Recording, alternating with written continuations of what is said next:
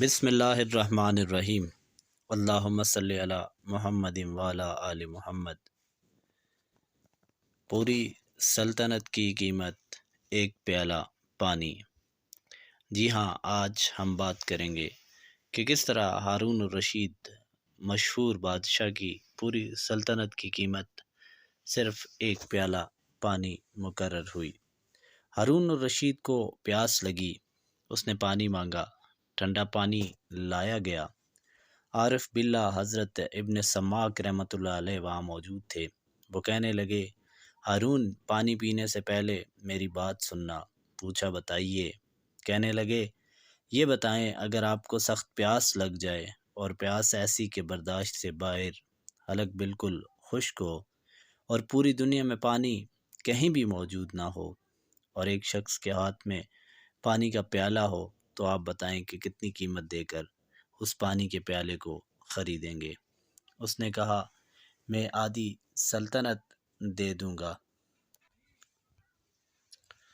اور پانی کا پیالہ خرید کر پیوں گا۔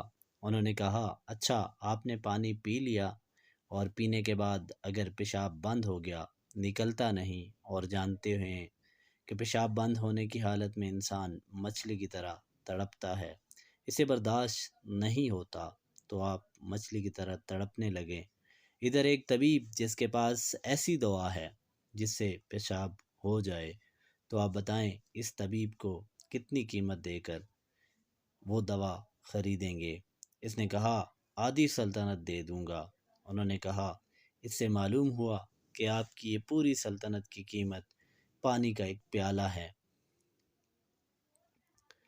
پینے اور پھر اسے جسم سے نکالنے کے برابر ہے، جبکہ تو نے تو زندگی میں ہزاروں پیالے پانی پیا ہوگا، تو تم نے اللہ کی کتنی نعمت استعمال کی ہوگی، بتلاؤ اس کی قیمت کیا ہوگی؟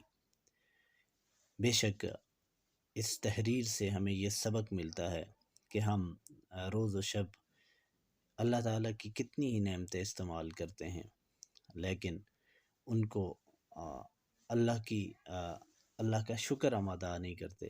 اللہ تعالیٰ سے دعا ہے کہ اللہ تعالیٰ ہمیں اپنا شکر ادا کرنے کی توفیق عطا فرمائے۔